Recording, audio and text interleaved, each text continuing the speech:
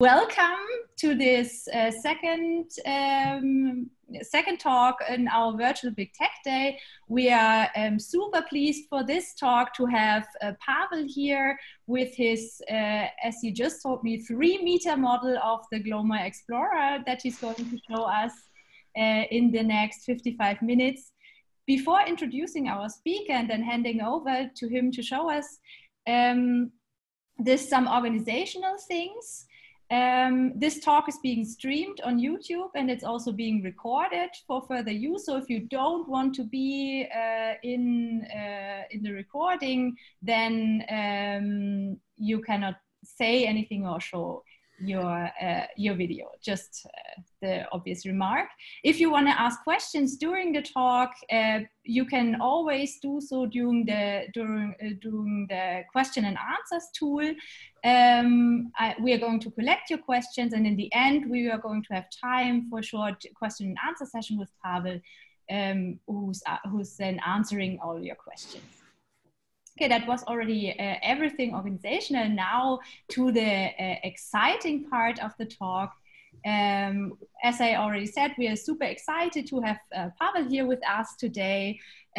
He's a model developer from Warsaw, so from Poland, and is going to show us this Glomar Explorer today. Paweł is maybe better known in the community as Zariel. He has 13 years of experience building custom Lego models. He's already written also 2 books concerning these topics, has built about 250 custom models so far, so very impressive track record. His books are available in 11 languages. He also has a YouTube channel with over 80 million views, which is also quite impressive, and has his own website, zariel.pl, where you can find out more about him.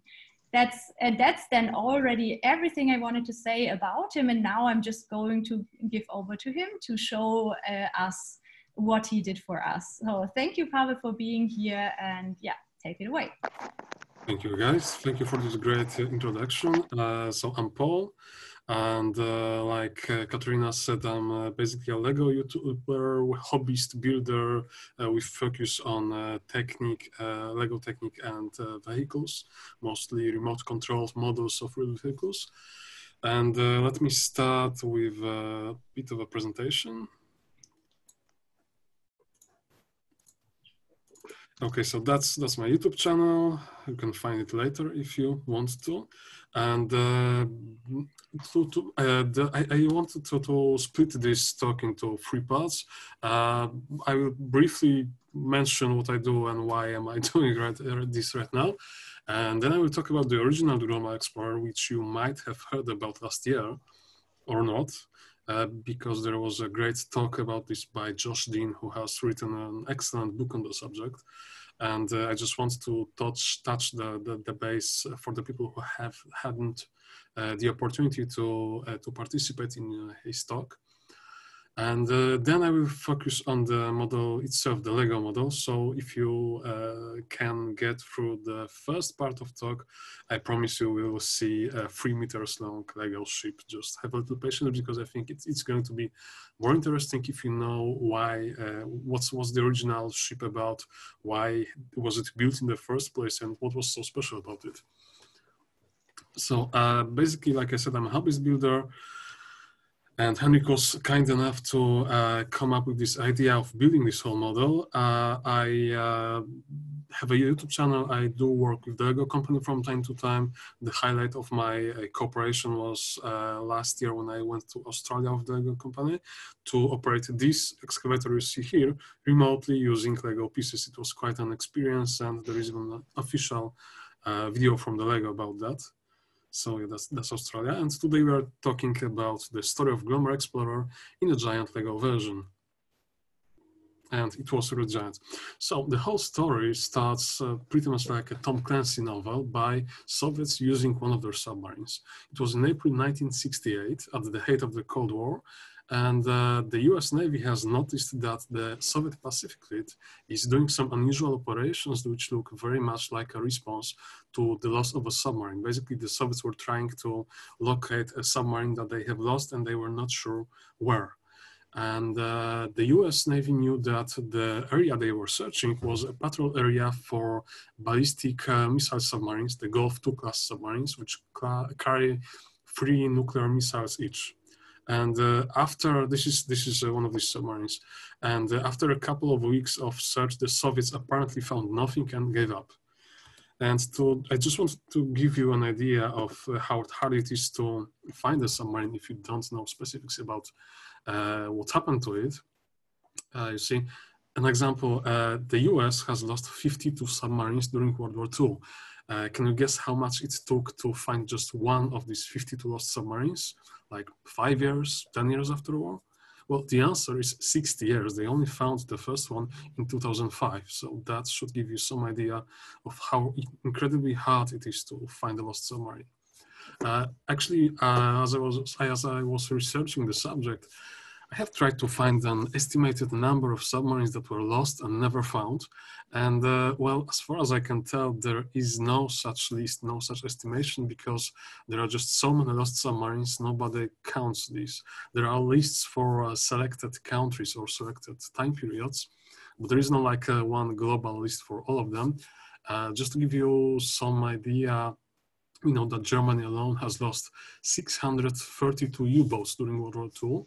And from what I was able to find, 69 of these were located and 9 of them have been raised. So that means that we have over 560 wrecks of just the U-boats, just from the World War II, that we haven't found. And many of these that we have found have never been explored. So that's something to think about. And back to Project Thesorion, the US Navy has analyzed data from 5 hydrophone networks, which basically were set up to observe the movements of Soviet submarines. And they were actually able to find a record of implosion that took place on March 8, 1968. So a few weeks before the Soviet activity began. And they were not only able to find it in time, they were also able to locate the event within 5 miles radius. Then the submarine, the US submarine USS Halibut, was sent out with specialized equipment like cameras and basically tow cameras on special underwater sled. And after a couple of weeks of a very precise grid search, it was able to find the wreck of the Soviet submarine. It was K-12-9 submarine at a depth of 4,900 meters. And then they proceeded to take 20,000 close-up photos of the submarine, and the photos were kind of a sensation with the CIA. And let me explain why. Just to make sure, I hope if there is any problem with seeing my screen, just please let me know, because I don't actually have a feedback here right now, so I hope everything is fine. Okay. The thing about submarines, when submarines sink, they fall all the way to the bottom of whatever body of water they are located in. And that usually means that they fall below their crash depth, and they implode. Imploding submarine, let me tell you, there is not much left of it. It's kind of, well, Wikipedia has some pretty detailed descriptions of what happens, but think of an empty can being pressed together. So there is very little left. And that didn't happen with the Soviet submarine with the K-12-9, because apparently that submarine suffered a very severe hull breach, and it filled with water long before it has passed the crash depth. For that reason, as you can see here, it was, well, this is considered pretty well preserved for a submarine that was under 5 kilometers of water. So yeah, that's the depth of 4,900 meters, and that was the state the submarine was found in, and that got CIA pretty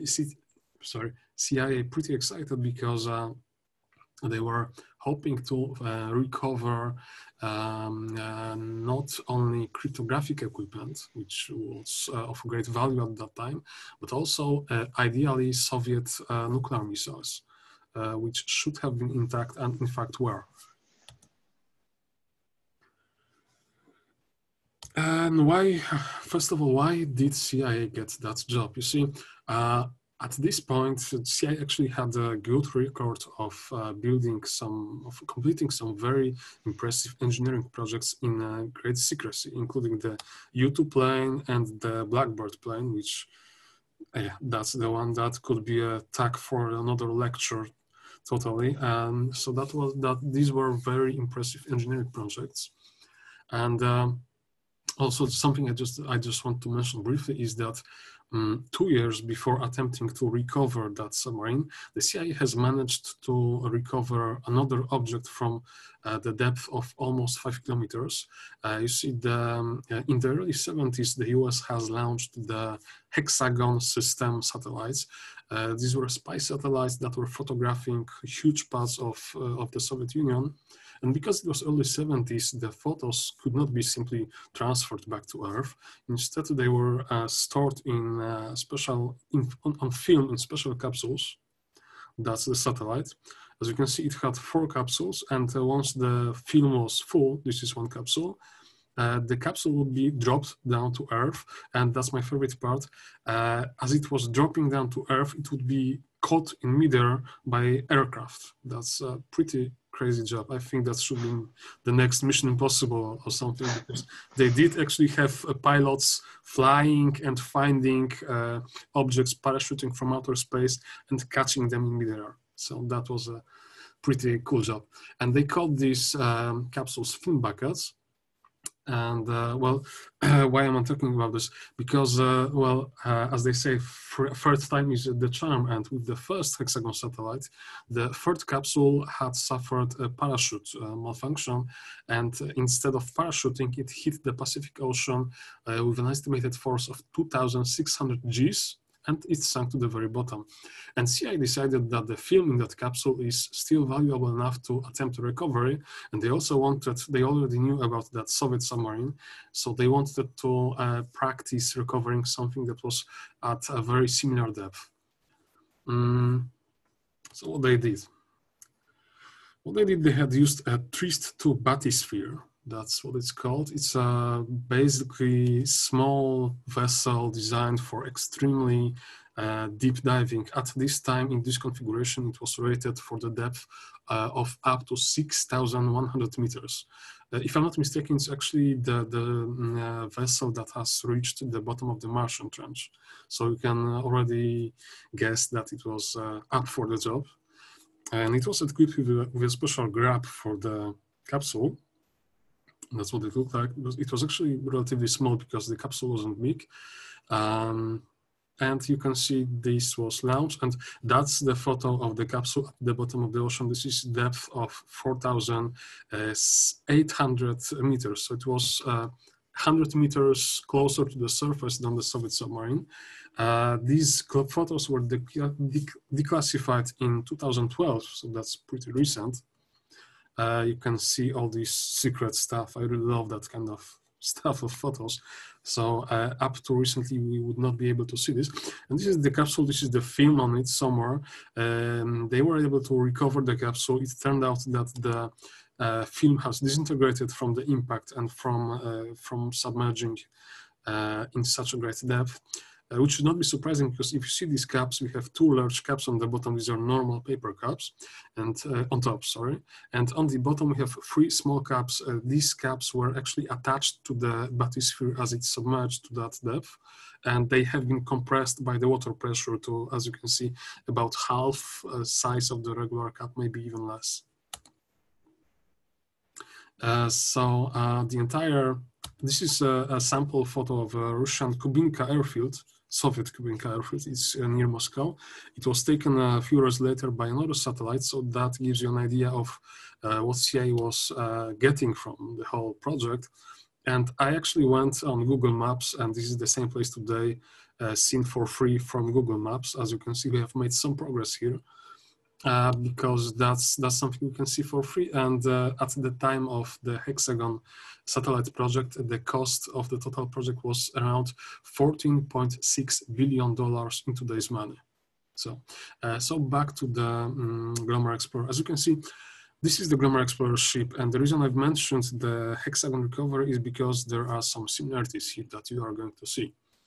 So just 2 years after that film capsule recovery, the CIA had this ship built specifically for this mission. And well, it was a pretty special ship, very highly specialized, custom built entirely just for this mission. It cost about $4 billion in today's money, and it was as big as an aircraft carrier, almost as big as an aircraft carrier, and designed to drop this massive claw that you can see at the bottom. It was affectionately called Clementine by some, I guess, very lonely engineer. And it was the idea, you can see here, this is the San Francisco Bridge, and that's the ship passing under it. This is the Clementine. She's a rather large girl, as you can see. And the idea was to grab the entire submarine in one piece and haul it up to the surface of the ocean. And the ship had this moon pool in the middle. Let me just go back a bit. You can see this part in the center, that's a moon pool. In other words, that's a special section that opens from the bottom, and you can haul something up from the ocean up into it.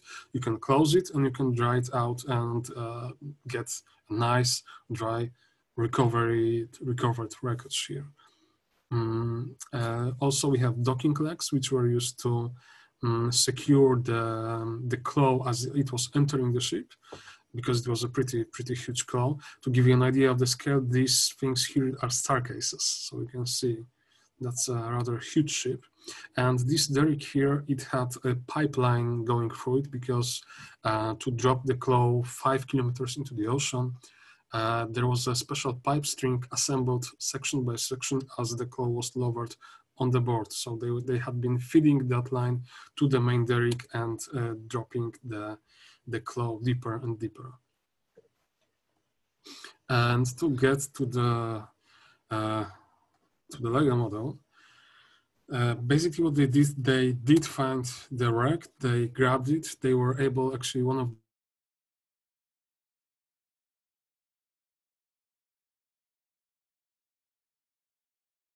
down into the ocean on a ship that moves around. So they were able to find a way to do that in time where GPS was not yet in existence or operational. It was actually pretty far from being operational yet. So that's, as you can see, they have used radio beacons that were dropped to the bottom of the ocean. They were able to maintain station within, I believe that's around 30 meters, relatively to a point on the bottom of the ocean, 5 kilometers lower than the ship was. That's pretty impressive. It's one of the great challenges about this project. And another challenge was keeping the derrick with the pipeline still as the ship moved with the ocean. So, I mean, all the rolling movements had to be neutralized, because there was a serious concern that if the pipe hit the hull, it would possibly cut the ship in half, because it was so stressed. So to do that, they put this entire huge derrick on a massive gimbal, using what, if I'm not mistaken, this is still the biggest roller bearing ever made. It was rated for 5,000 tons of load. As you can see, that's pretty impressive stuff. And that's just part of this whole project. So long story short, they have found the wreckage, they grabbed it, they pulled it up, and then at around 1,500 meters above the seafloor, the Clementine, the grabber, the claw, has suffered a malfunction. Actually, some of the fingers on the claw broke off. It turned out that the claw, the Clementine, was made by by Lockheed Company, and apparently they have used a wrong kind of metal for the job. That's still a highly controversial subject among engineers. And well, to put it shortly, they only recovered 1/3 of the submarine. The other 2/3 fell back to the bottom of the ocean. And there was some stuff in the recovered part. We don't know exactly what it was, but CIA called the operation one of the greatest intelligence cups of the Cold War. We also know that they have recovered the submarine's bell and the bodies of 6 Soviet sailors who were given burial at sea with full military honors. And there is actually an internal video document of the whole operation inside the CIA, but it still remains classified. And there was a plan, of course, to go back next year to recover the rest of the submarine. But this time, the whole story has leaked to the American press. And there was so much pressure from Soviets and from the public that the project was discontinued. And now we finally get to the Lego model, which again was inspired by Henrik. And first of all, so the idea from the very beginning was to make the whole model huge and floating. And the problem with Lego is that Lego doesn't really float because Lego pieces are made of high density plastic. It's so dense that when you drop it in the water, the Lego pieces usually stay just below the surface of the water because they have so very little buoyancy. They are almost as dense as water. With not having any Lego pieces that could be big enough and float on water, because there are some small hull pieces, but they are way smaller than what we had in mind, I came up with an idea of using inserts from isolation foam. That's my building assistant right there. And what you can see here, I initially wanted to use styrofoam. That's a very simple idea, but I've done some research and I've used XPS, that's high density isolation foam, which is much more durable than styrofoam, and you can cut it relatively easily. I later found that people cut it with hot knives, and that's actually an easy thing to do, but I went the hard way. So basically I built my ship around 4 blocks of XPS that together displays about 80 liters of water. So we are talking about a buoyancy, about load capacity of about 80 kilograms minus the weight of the ship, which, as you're going to see very shortly, the completed ship weighs about 45 kilograms. Now, the first thing I have actually started to build was the Clementine, the claw. That's the very early prototype, and I was testing it on a model of U-boat 7C. That's just a proof of concept. You can see that it's very flexible, very soft, and then I went to build a second version, which you're going to see in a second. And I will explain how it works, because it works without any motors on it, any pneumatics, nothing. As you can see, you will see in a minute, that's the second prototype. Then I have refined it a little bit. Among other things, I made the legs a bit more spread out, and I have added weights to make it easier to keep it on the bottom. And that is my completed Lego model. Well, it's not fully completed because of the coronavirus. I had my country went into a full lockdown. We had closed borders up to about 2 weeks ago, and I had problems with ordering pieces. So that model is about 90% complete right now. And I hope to finish it by the end of May, to film it and to, well, of course, give it to Henrik. You can see my Lego Clementine right here with the docking legs and everything. And the entire model is separated into 3 parts, stern, center, and bow. And I can tell you that just the stern part alone, it weighs 18 kilograms. It has 6 motorized functions, the anchors, which can be pulled up, the bow thrusters, which they rotate. It's just the shutter speed on my camera is close to the rotation speed, so it looks jerky, but they do all rotate. Actually, as you can see here, we have the bow part is not fully connected with the rest of the ship, because just the day before I broke a chair while trying to install this whole ship. Like I said, the whole ship is 45 kilograms. So not all of my balcony furniture is rated for that kind of weight. So yeah, that's exactly 3 meters and 1 centimeter long. It kind of turned out to be longer than expected. This is the central part, the derrick with the Clementine. And we have 2 winches here. I will explain why 2 winches in a second. And in the stern part, the central building hides all the electric parts, the electric supply and the remote control stuff. And in here, we have 2 main propellers, which are motorized, and they are counter-rotating, just as on the real ship. And we have, of course, working rudders. I didn't make the stern thrusters work because it was kind of ugly to put a drive shaft that would be exposed here. So we have the main propellers working and the double rudder working as well. And what you can see here is that Clementine is suspended on two winches, two separate independently operated winches, which allows to tilt it left and right, so you can make one side of the whole claw go higher than the other side. And I will explain why in a second. This is the end of the video. Okay, so we now are getting into the details. You see, the challenge about the Clementine, I have actually designed that claw using a computer. I don't normally do that, but it was a pretty complex project. Because the challenge is that I didn't want to put anything electric in the claw or anything pneumatic, because inevitably that would limit the depth to which the claw can go. You would have to put some wires in the water or hoses or anything. And of course, motors don't like water that much. So what I've done was use the weight of the claw. You see, let me put this on full screen.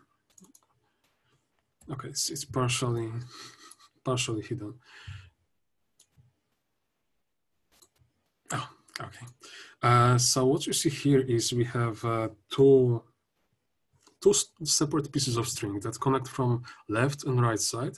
And in the middle of the claw, there is a vertical drum, actually two drums, stick on a single vertical axle here. And we have two separate pieces of string coming to these two drums from opposite directions. And basically what happens here, this is a top view, is that these strings are connected to the central drum in such a way that when you pull one string, you also pull the other string. So basically you have to loosen up one string to pull the other string. And what it does is that when the whole claw rests on the ground, it's not suspended, so it touches the bottom. You are able to spin that central drum by pulling one winch up and the other winch down.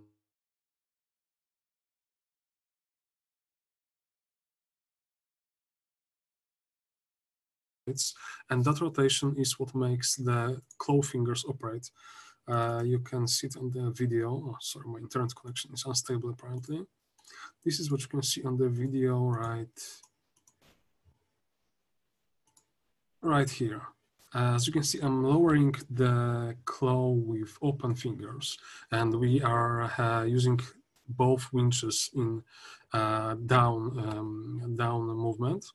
And now as the claw is on the ground and the weight of the claw is no longer resting on the strings, we have some play in the strings, and there is less stress on the strings, and that allows to actually rotate the central drum. You can see it rotating by pulling one winch up and losing the other winch down.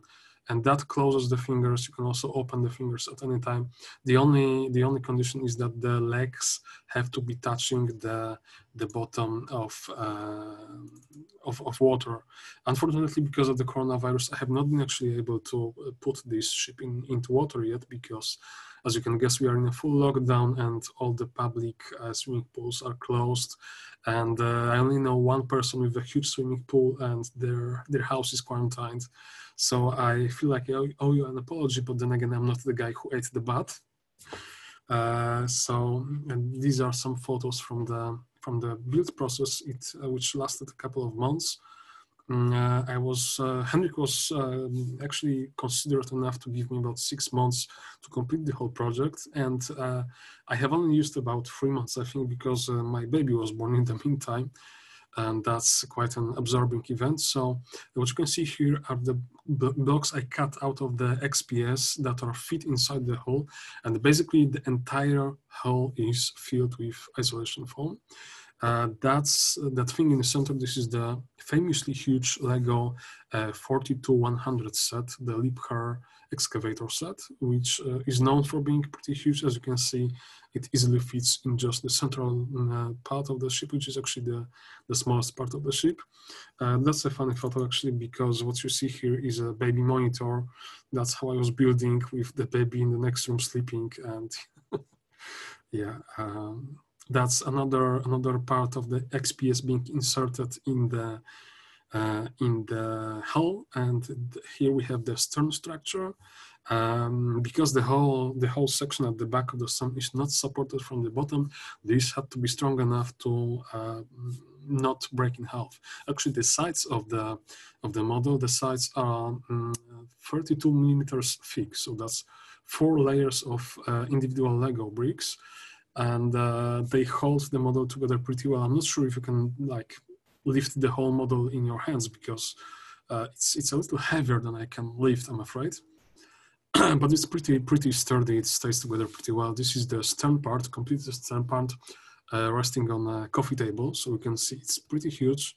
Yeah, that's me carrying it out on the balcony to experiment with the first assembly of the whole ship.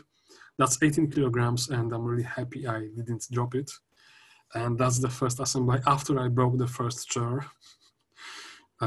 So you can see that basically all the parts, they kind of fit into each other, and then you have these special clamps on top of the bottom that prevent them from sliding out. The main order that made this ship possible to build was 10,000 red Lego bricks, 2x4 studs. So it's made of almost 10,000 Lego bricks, and this is 1,000 bricks.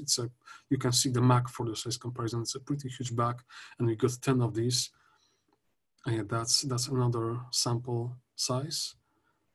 That's the Clementine being installed, and that's, I believe that's pretty much all the photos of the model that I have. I'm not sure how much time that leaves us for the Q&A, but I can tell you, for example, that the cost of building this massive model, let's see it complete. I'm sure I have it complete on, yeah, right here. The cost of building this model, I think it's inside 3,500 euro for the pieces, and that's actually low because I have spent a lot of time and planning into finding out the best deals, the best bargains to get pieces cheaply. For example, I found all the red pieces, the 10,000 red bricks, I found them with a guy who was like 2 towns away from me. So he was able to actually ship 10,000 Lego pieces for about €4 to me. So I think that's a pretty good deal. And when I look at this ship, the impressive thing is that it was entirely brought to me by mailmen, by messengers, piece by piece, bag by bag. So they've done a lot of work, and I want to thank them for that. And yeah, the cost, the building cost is lower than would normally be, also because I have used some of my own pieces where I was able to, when I didn't need to order new pieces, and I think about 20% of the ship is built using my own pieces. So that was something I was happy to contribute. And one of the lessons I've learned from building something so big is that there is a massive difference between using used and new Lego bricks, because combining so many Lego bricks in such thick layers when they are used is actually pretty difficult. When I tried that, I had to actually use a rubber hammer to make the bricks connect. And when you use brand new pieces, like all the red pieces that we have here, they're factory new, and the black pieces also, they're actually pretty easy to connect, and it makes a huge difference for your fingers. And yeah, I think if we count the bricks alone, the 2x4 bricks, there is, I think, about 12,000, maybe 13,000 of them in this ship, and I had to connect each and one of them individually by hand. So that was a bit of a tough job. So I'm happy to answer questions right now. Okay, cool. So actually we have quite some time left. So that gives us the opportunity to first thank you for this overview. I think we are all very stunned by what you did there in just a few months. And we are all wondering how you will get that off your balcony at some point and into a swimming pool. So maybe we can start with that as the first question. Yeah, the plan is to, as you can see, it's separated into 3 parts. So the plan is to ship it in parts and assemble it on place. I'm hoping it's easy enough to assemble that I can simply send some instructions on how to connect it there. The only tough part is that, as you can see, there are some wires here that have to be connected because each of the three parts has two motors in it. So there are two motors in the bow part, two motors in the central part, and another two motors in the stern part, and we have to connect them together. So I'm going to color code the wires, and all of it needs to work together, controlled remotely, actually from the stern, because that's where all the remote control equipment is located. And that's of course, you're looking at unfinished version. As you can see, there are no docking legs here. There is no derrick. I think I haven't actually made a photo of the complete version, but I do have it on a video somewhere. Yeah. Okay.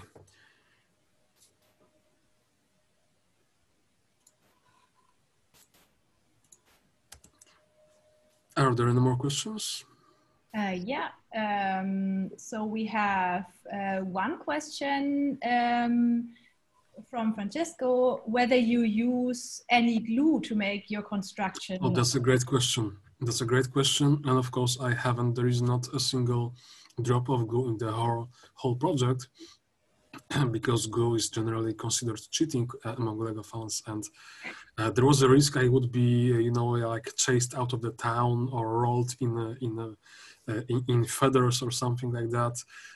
Basically, using glue is not something I ever wanted to do or considered even for this project. This whole model is held together by bricks that are layered in a very special way that kind of makes them overlap. So you have, I think the side of the ship, if you look at it from, you can see it here, but you can see it here. The side is about between 15 and 16 layers tall, and these layers, they not only overlap, but the bricks are also oriented lengthwise, or they traverse the whole sideways. So there are like multiple layers of overlapping bricks, and this is the way the whole thing stays together. So no, there is no glue. Wow, okay. I think we are all thoroughly impressed by this. So we have another question about the focus of this project. So the question is, was the main focus here building an enormous model? So usually the models are also very polished to the point where they look like digital images from a certain distance. David is wondering whether the decoration part is yet to come or whether this is not the focus of the project. Yes, there is a decoration part coming, especially on the bow part, because that's unfinished, because I actually ran out of plates for covering the deck in the bow part. Because of the coronavirus, of course, situation, I was only able to start ordering pieces from abroad about 2 weeks ago. We had closed borders up until then, so that was a huge problem with the project, and it was a huge delay. Also, another problem was that actually the ship grew as I was building it. My first idea was that it would be around 1.5 meter long, maybe 2 meters, and it kind of, as I went, I felt that it should be bigger, and it should have more space in it, and it should have more room for certain elements. So the finished ship is much larger than I expected. And yeah, to answer shortly, there is, like I said, it's about 90% complete, and that's 10% that remains. That's precisely on the deck. That's the covering the deck, detailing the deck, and filling the holes on the top of the bow. So that's going to be, of course, more details. But still very impressive what you did despite coronavirus shutdowns and everything. Yeah, I can tell you that I have spent a couple of very anxious weeks looking for suppliers in Poland, because for pretty much the whole March and half of the May, that was my only option, only ordering from Poland, and there wasn't actually when you build a project at that scale, you have to order pieces by hundreds, by thousands, and that's pretty difficult in such a small market. I actually, before the lockdown, I have ordered mainly from Germany because German sellers have a great selection of pieces in great condition, and they are always my first shopping stop because they are very, very reliable. And they always have what I'm looking for. So as you can imagine, when at the beginning of the match we have closed borders with Germany, I was like, oops, not good. Yeah, that's understandable. One other question, not sure whether you mentioned that in the talk before, how deep is the crawler planned to go down actually? The only limit for the claw is actually how much string you put on the 2 winches on the top, because the central drum, the nice thing about that solution that balances the weight between the sides of the claw is that you only need a little bit of string on the central drum. So the only real limitation is how much string you put on the top winches, on the derrick. And I was thinking, well, most swimming pools are like 2 meters deep, so that's what I was thinking about, because that would also allow me to get on the bottom with cameras easily. I don't swim, actually. I can swim, so I don't want to go like 4 meters deep, because that would be a problem with filming and possibly with recovering anything that falls into the pool. But technically, there is no limit for the claw, specifically because there is no motor in the claw, there is no pneumatics. It's only connected to the ship by strings. Cool, thanks. One other question, we're wondering what order of magnitude do the bricks for such a model cost? Like I mentioned before, I would say the estimate for the whole project is inside €3,500, but that's actually a lowered cost because of all the work that went into finding cheap pieces, into finding good deals, and because I have used a bunch of my own pieces that were kind of free. So I guess if you were to buy all the pieces brand new with the market prices, like for example, if you wanted to order them from Lego, if there was such a possibility, I think you would easily go over €5,000. Okay, that's impressive. So let me check what other questions we have. Maybe I do remember also the discussions can, of course, directly ask questions to Paweł. The very important question is, how does it drive? Francesco Montesano asked that, and I was very curious. I mean, it's remote controlled, it has thrusters, it has propellers.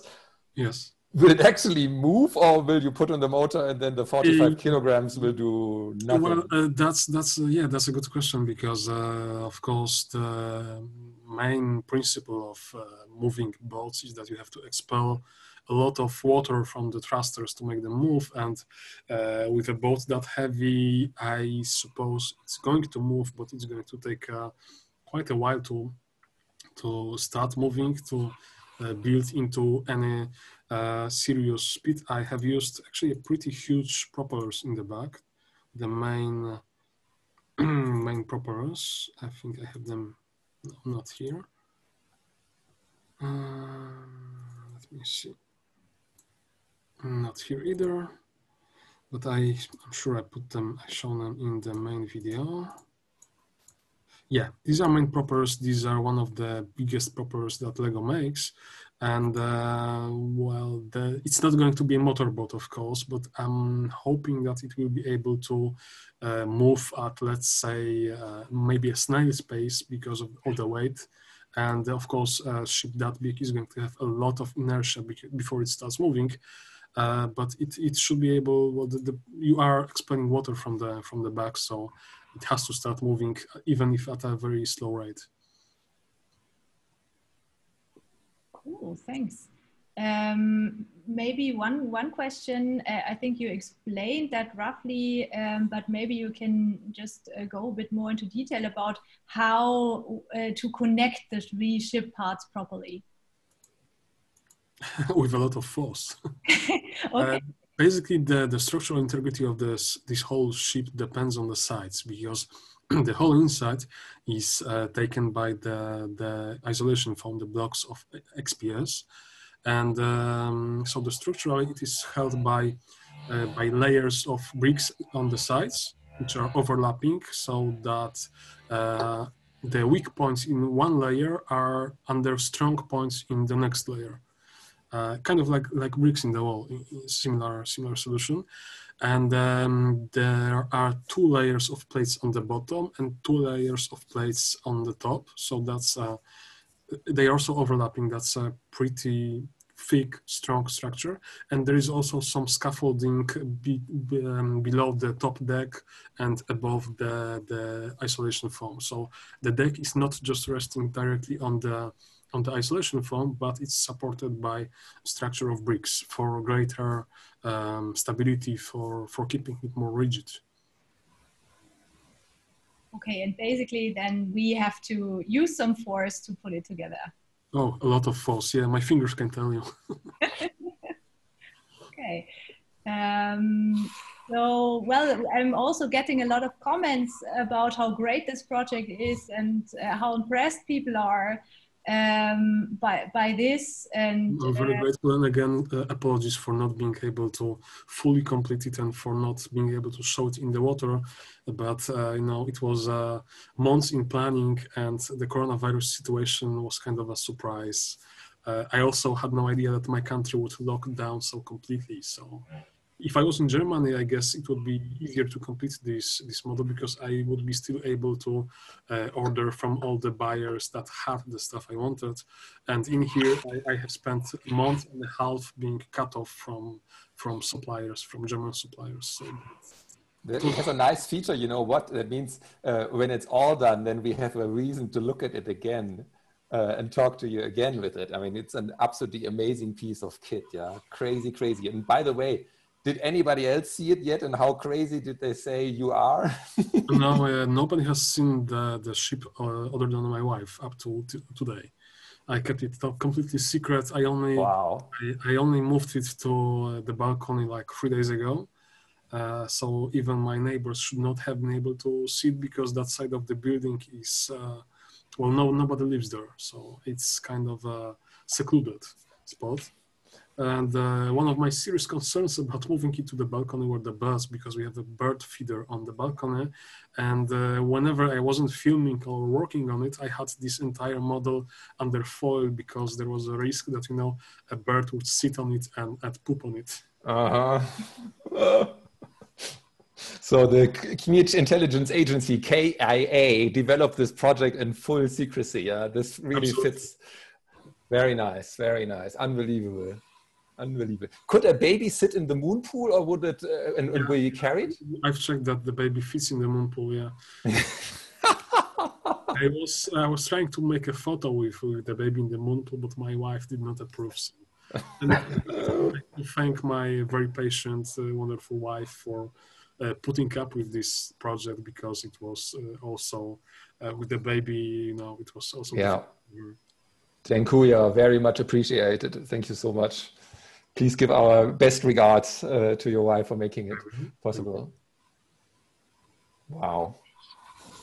Yeah, I think thank you from all of us. The discussion in Slack is also ongoing. So I'm hoping to, in a couple of weeks, I'm hoping to have a video on my channel showing the complete model in a pool as soon as I find one. And maybe I was just thinking maybe of using this helipad maybe to launch a small drone and film the ship from the small drone. That would be something nice, because there's plenty of space to use here, so why not? If you need anything else, machinery, so parts, send us the bill. Somebody to carry it all around. I would like to fly over and help you carry. Yeah, we are still locked on the international flights. So yeah. I know, because we actually live on the flight path of a major Warsaw airport. So for us, it got a lot quieter here since the lockdown. Yeah. But and then we actually about 2 weeks ago we had the big Antonov plane here in Warsaw, And yeah, we could watch it from the window, so that was quite something. All right. So, yeah. Excellent. Thank you. Yeah, thanks again. Great talk, great idea. Again, the credit goes primarily to Henrik. I'm just a guy who thinks how to build stuff. No. You're the magician, and I try to come up with an idea that would be interesting enough for you to be worth your time. You're the magician here. I've just done what I was trying to do. Come on, the idea was yours. Blushing. Thank you very much for letting me be part of this, and yeah, thank you very much. Auf Wiedersehen. Thanks again. We were happy to have you. Excited to hear more from you. I'm just going to, for all the others, there's a quick questionnaire asking you to rate this impressive talk. Just do that before you leave the talk, and we are going to stop the streaming now. Thanks all for joining. Thank you very much.